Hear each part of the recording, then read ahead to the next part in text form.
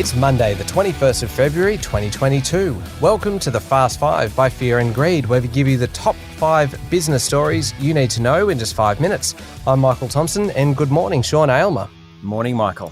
All right, 5 stories in 5 minutes. Let's get into it. Story number 1, Sean, this one pretty much came out of left field. Atlassian billionaire Mike Cannon-Brookes has lobbed a bid for energy giant AGL, teaming up with a Canadian asset management called Brookfield. Was this at all expected? No, not at all. Mike Cannon-Brookes and Brookfield, as you mentioned, have submitted a non-binding offer to AGL Energy's board, and part of it proposes to shut down the company's coal-fired power stations earlier than planned. Now, the bid is worth around $8 billion, including debt. AGL at the moment has a market cap of under $5 billion. It's down about 30% over the past year. Now, the AGL board was due to meet yesterday afternoon. I'm sure we'll hear much more about it today. The consortium wants to accelerate AGL's ambition to be carbon neutral by 2047. It wants to do it by 2037. Big story, this one. It will, if successful, recast the local energy generation and retail market, but the Foreign Investment Review Board and federal government will have plenty to say about it. Last week, AGL's main competitor, Origin, was blasted by Federal Energy Minister Angus Taylor when it said it was bringing forward the closure of a coal-fired power plant by 7 years. Energy security is a big issue. Can't wait to see how this story evolves.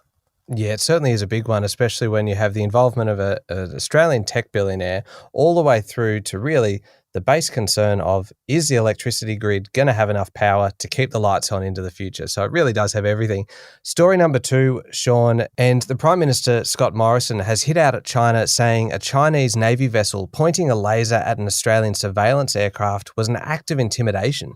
Yes, the incident occurred a few days ago when a Poseidon patrol plane detected a laser from a Chinese naval ship sailing through the Arafura Sea. That's off Northern Territory. Mr. Morrison said it was unprovoked, unwarranted, and Australia will never accept such acts of intimidation. He said Australia is raising the issue directly with China through diplomatic and defence channels. Now, Defence Minister Peter Dutton, as is his wont, went a step further. He called it an example of aggressive bullying by China's military. Opposition leader Anthony Albanese agreed with the PM, lockstep in this one.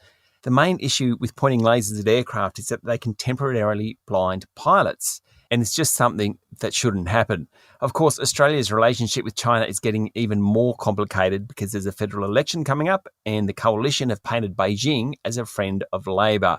There'll be a lot more on this one, Michael. Yeah, there certainly will be. Story number 3, the crisis in Ukraine, Sean, appears to be escalating, with European countries now telling their residents to leave the country as well. Yes, US President Joe Biden convened a National Security Council meeting overnight. He insists that Moscow is set to invade.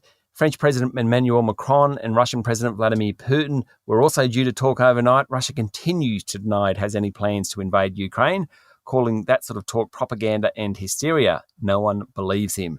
Ceasefire monitors along the line dividing the Ukrainian government forces and Russian-backed separatists have reported a surge in violations over the past few days.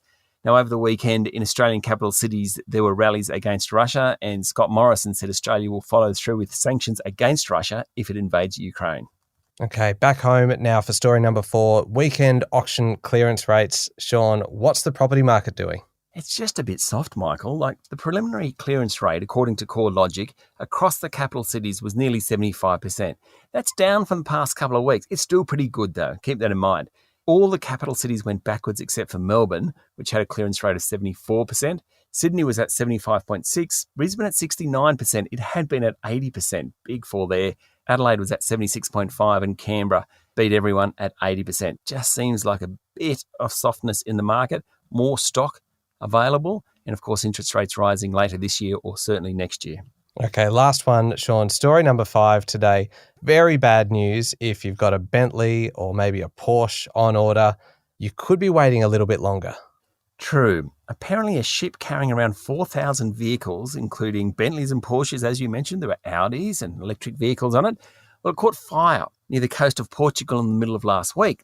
Apparently lithium-ion batteries in the EVs caught fire, and they've proven very difficult to put out. The fire's been going on for 5 days now, and tugs are due to reach the ship on Wednesday this week. The crew's been removed. It's just basically a burning ship at the moment. There's a hazard from electric vehicles I had never thought about. No, me too.